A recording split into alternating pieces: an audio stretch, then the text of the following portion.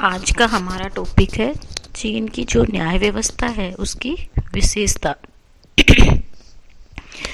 चीन की समस्त राज व्यवस्था कार्ल मार्क्स, लेनिन, माओ के सिद्धांतों पर आधारित है।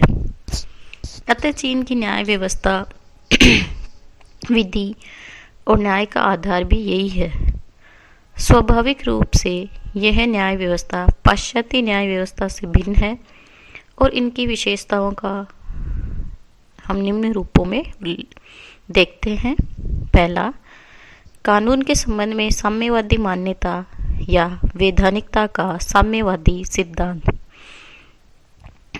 पश्चिमी प्रजातांत्रिक देशों की मान्यता यह है कि राज्य और कानून समस्त जनता के हितों की रक्षा के साधन होते हैं, लेकिन साम्यवादी विचारधारा के अनुसार राज्य एक ऐसा यंत्र है जिसका कार्य एक विशेष प्रकार के सामाजिक संगठन की स्थापना व उसकी रक्षा करना है। उसके विचारानुसार पूंजीवादी सामाजिक संगठन की रक्षा पूंजीवादी राज्य द्वारा ही संभव होती है। चूँकि राज्य के कानूनी राज्य की आज्ञाएं होती है, अतः कानून का स्वरूप भी राज्य के स्वरूप के अनुसार ही होता है। इस दृष्टिकोण के अनुसार कानून शक्तिशाली वर्ग की इच्छा मात्र होती है जिसे अधिनियम का स्तर दे दिया जाता है। कानून के स्वरूप के विषय में जो उक्त साम्यवादी मान्यता है उसी पर साम्यवादी चीन की कानूनी व्यवस्था भी आधारित है।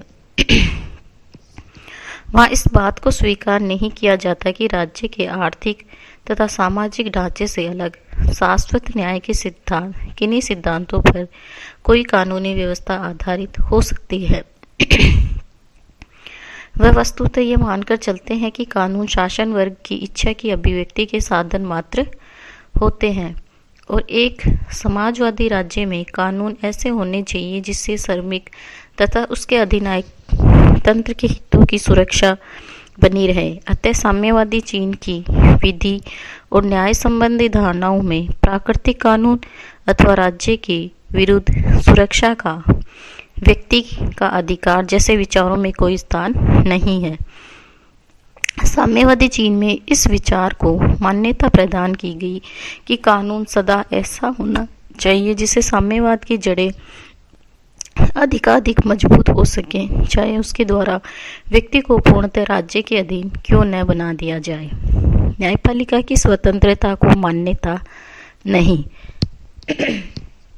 पश्चिमी प्रजातंत्र में शासन के अन्य अंगों से न्यायपालिका की पृथकता और न्यायाधीशों की स्वतंत्रता तथा निष्पक्ष विधि के शासन और नागरिक स्वतंत्रता की रक्षा के लिए नितांत अप्रणीय समझे जाते हैं और न्यायपालिका को राजनीतिक दबाव से मुक्त रखने के लिए व्यापक व्यवस्था की जाती है। लेकिन साम्यवादी देशों में न्यायपालिका के द्वारा व्यक्ति स्वतंत्रता की रक्षा के स्थान पर साम्यवादी व्यवस्था की रक्षा का कार्य किया जाता है। पश्चिमी प्रजातंत्र इस मान्यता पर आधारित है कि व्यक्ति और राज्य के बीच न्यायोचित संघर्ष की स्थिति उत्पन्न हो सकती है, लेकिन साम्यवादी विचारधारा जैसे चीन में स्वीकार किया गया है यह है कि सरकार जनता की है और शासन के विरुद्ध किया गया कोई भी कार्य जनता के विरुद्ध किया गया कार्य होने के कारण क्रांति विरोधी और प्रतिक्रियावादी है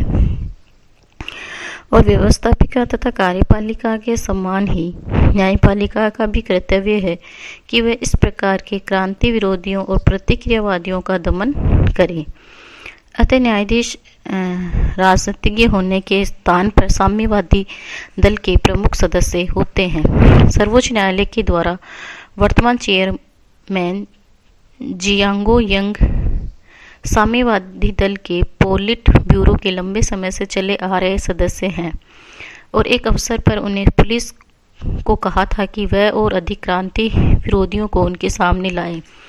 प्रजातांत्रिक देशों में न्यायाधीशों के इस प्रकार के कथन को बहुत अधिक अनुचित ही समझा जाएगा। वस्तुतः चीन की समस्त न्याय व्यवस्था पर साम्यवादी दल का ही नियंत्रण है। लाइन बार्गर के शब्दों में चीन में भी सोवियत संघ की तरह न्यायपालिका को वर्गीय न्याय और राजनीतिक नीति का साधन समझा जाता है। इसे दो व्यक्ति अथवा पक्षों के बीच उठने वाले कानूनी विवादों का निर्णय करने वाले स्वतंत्र अंग नहीं समझा जाता। लोक उत्तरदायित्व। पाश्चात्य राजनीतिक व्यवस्था में न्यायाधीशों की नियुक्ति कार्यपालिका द्वारा की जाती है और वे व्यवस्थापिका या कार्यपालिका के प्रति उत्तरदायी नहीं होते। लेकिन चीन में न्यायाधीशों के संबंध में लोक उत्तरदायी के सिद्धांत को अपनाया गया है। अनुच्छेद 129 के अनुसार अनुच्छेद 128 के अनुसार जन न्यायालय अपने अपने स्तर पर जनवादी कांग्रेस और उसके स्थायी अंग स्थायी समिति के प्रति उत्तरदायी है।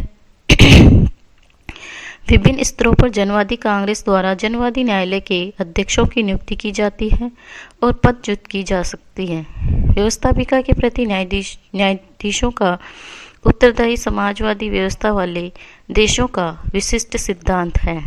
समझौते और मध्यस्थता की प्रणाली। चीन की न्याय व्यवस्था की एक प्रमुख विशेषता समझौते और मध्यस्थता की प्रणाली है। सामान्य किस्म के झगड़ों का निपटारा करने के लिए प्राथमिक न्यायालय के निरीक्षण में समझौते समितियां स्थापित की जाती है। इन समितियों में जनता के निर्वाचन प्रतिनिधि होते हैं और ये समितियां वादी और प्रतिवादी की सहमति से बहुत बड़े पैमाने पर छोटे छोटे झगड़ों का निपटारा करती हैं। इससे न्यायाधीशों का कार्यभार कम हो जाता है तथा वादी और प्रतिवादी को भी लाभ पहुंचता है। इन समितियों के निर्णय की अपील न्यायालय में की जा सकती है। कानूनी पेशे का समाजवादीकरण। साम्यवाद की स्थापना के पूर्व कुओमिंतांग शासन व्यवस्था में कानूनी पेशे के लोग संपत्तिशाली वर्ग से आते थे और इस कारण क्रांति के बाद शुरू के दिनों में कानूनी पेशे को शूद्रता की दृष्टि से देखा गया। लेकिन 1954 के लगभग कानूनी पेशे के प्रति सरकारी रवैये में परिवर्तन हुआ और कानूनी पेशे से संबंधित नियम बनाए गए और इस पेशे को सहकारी आधार पर गठित करते हुए वकील संघों का निर्माण किया गया।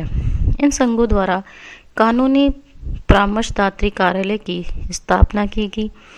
इन कार्यालयों की आय को संबंधित वकीलों में उनके कार्यों की मात्रा और योग्यता अनुसार बांट दिया जाता है। इस प्रकार कानूनी पेशे के संबंध में अर्ध सरकारी व्यवस्था को अपनाया गया। एकीकृत न्याय प्रणाली। चीन की न्याय व्यवस्था का संगठन एकीकृत आधार पर किया गया और जनवादी केंद्रवाद का सिद्धांत न्यायपालिका पर भी लागू होता है। संविधान द्वारा सर्वोच्च जन न्यायालय, स्थानीय जन न्यायालय और विशेष न्यायालय, इन तीन स्तरीय ढांचे को एक ही सूत्र में पिरोया गया है।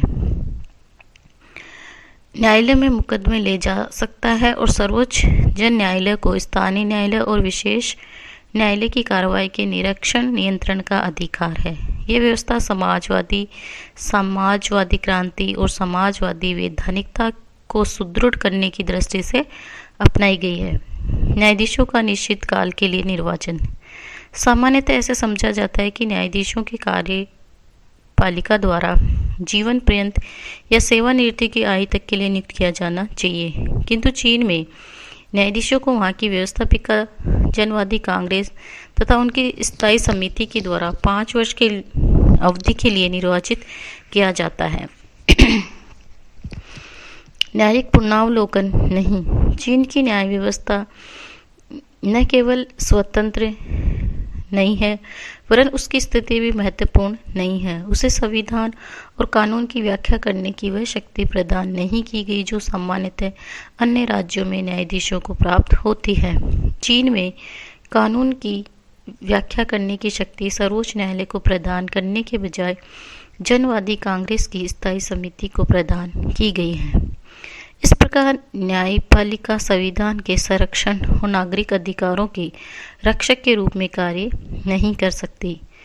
न्यायपालिका की स्थिति को कमजोर बनाने वाला एक अन्य तथ्य ये है कि चीन से बंदी प्रत्यक्षीकरण की व्यवस्था नहीं है। खुली न्याय कार्रवाई।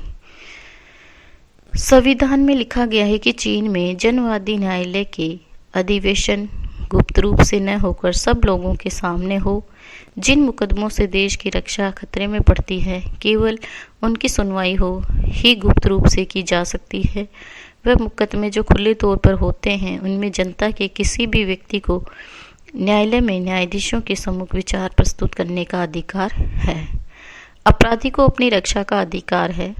स्थानीय भाषा में कार्य संचालन सामान्यतः न्यायालय में 1 या 2 भाषाएं ही वैधानिक रूप से मान्य होती हैं, परंतु चीन के नागरिकों को न्यायालय में अपनी भाषा में अपना पक्ष प्रस्तुत करने की स्वतंत्रता दी गई है। यदि कोई व्यक्ति किसी स्थानीय न्यायालय में प्रयुक्त होने वाली भाषा में अभिज्ञ है और उसको न्यायालय में उसके द्वारा दूरभाषित का प्रबंध करता है, क्षेत्रीय या स्थानीय न्यायालय की कार्रवाई वहाँ की स्थानीय भाषा में चलती है। आज के लिए इतना ही, धन्यवाद।